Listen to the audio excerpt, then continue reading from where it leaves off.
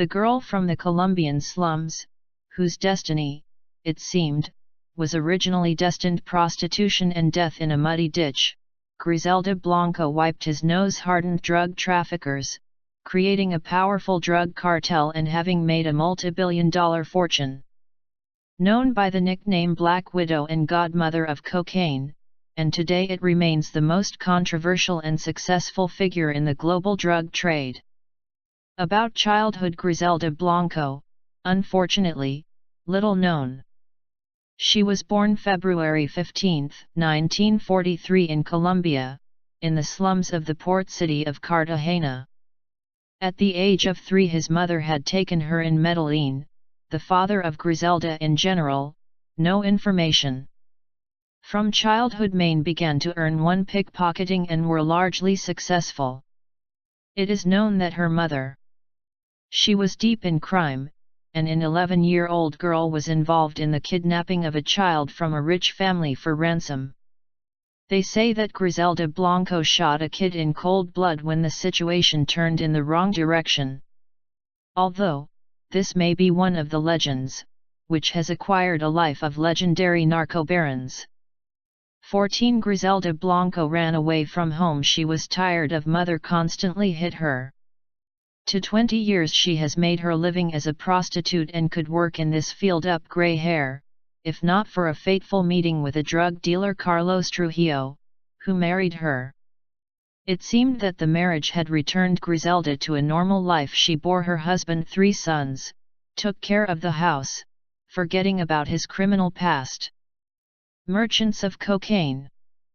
But apparently, she was not destined to live a life of honest housewives. The husband was killed in the crossfire, and she was left alone with 3 children. Grieving Griselda for long and soon got married to another drug dealer, Alberto Bravo, taking part in his criminal business, under the control of the Medellin cartel, founded by Pablo Escobar. In the mid-1970s, they emigrated to the U.S. and settled in New York. It is here that Griselda Blanco with her husband and began to smuggle cocaine to North America, where the dominant drug of abuse was marijuana. Soon, the traffickers have established a network for the supply and sale of coca from Colombia. However, richer, Colombian immigrants have been hunted by the police, and in the end Alberto Bravo and some of his drug dealers put behind bars. Griselda Blanco was able then to escape from the police and go to Colombia. But life in exile she quickly got bored, and at the end of the 1970s, she was illegally returned to the U.S. and settled in the state of Miami.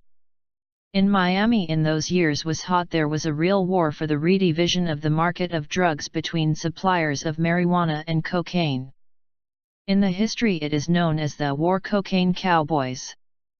Hispanics, suppliers of coca, on all fronts oppressed African Americans, long established supply and distribution of marijuana. Miami in those years was more like a war zone. The war was a life and death.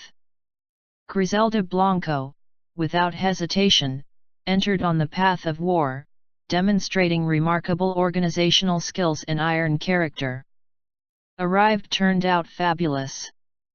In addition, it was able to develop dozens of itineraries that later decades in America was cocaine from Colombia. In 1979, Griselda is once again able to avoid judgment and punishment, escaping from the police during the assault on the shopping center where she was hiding, even though she was injured. Black Widow Blanco. Lie down and fight again. By the time the drug war ended with victory for Latinos cocaine. However, in the course of its Griselda Blanco was again widowed. The only difference is that this time she shot from Musi husband Alberto Bravo and his 6 guards in the parking lot near the nightclub. The reason for the massacre was that she could not share with her husband the profits from the sale of coca, and preferred that such a method of settlement of family dispute. By the way, third husband, a lawyer, she is also sent to the hereafter Steady Hand, for which he later received the nickname Black Widow. They say that the same fate befell later, and many of her lovers. With age, Griselda was pathologically cruel. She dealt ruthlessly with competitors. Her favorite way of killing was shooting from a motorcycle at close range. Even more brutally she dealt with apostates, those who wanted to get out. In 1982, at her command, was shot in the car, Jesus Castro, nicknamed Cicio. Killers riddled with bullets on his car, not sparing a young son, Cheech. Small-time drug dealers were afraid of Griselda, as fire is her killer could easily not only to shoot the man, but to divide, dropping into fish food. They say that only in Dade County in order of Griselda was killed about 200 people. In the 1980 IES, Griselda Blanco was the cocaine of the present Queen of the United States. Delivery Cokie gave her $80 million a month. But the competitors presented a serious danger, but because in 1984 Griselda moved from Miami to California.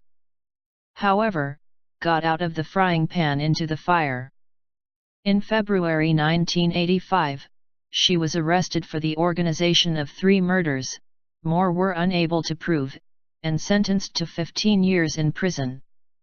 However, imprisonment did not prevent Griselda Blanco continue to lead the supply and distribution of cocaine from behind bars, money and connections she had. That's probably why it was soon deported from the USA to his homeland in Colombia. Griselda Blanco and drugs. In 61, Griselda Blanco was full of strength and desire and lived on a grand scale, nor in denying themselves nothing. She was still loving, with the difference that her numerous lovers had to suffer all the horrors of a sadistic sex at gunpoint. She was bisexual, and over the years it was increasingly tormented by nightmares. Griselda claimed that the ghosts of those she has killed people stalking her day and night. Escaping from these visions, she is hooked on cocaine. Even though she looked still quite strong woman, but the beauty of to call it was no longer possible. Thick as exploding the old toad, feet like an elephant, the same hands. The woman mountain. With a round face, which was powerful gaping mouth, ears hanging to his shoulders, huge heavy earrings.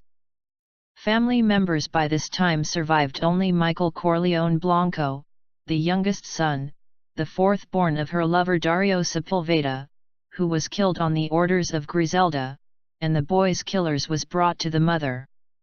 However, was raised by his grandmother. His mother was not a young son, she then shook her term, then was engaged in the supply, sale of cocaine and all sorts of bloody showdowns.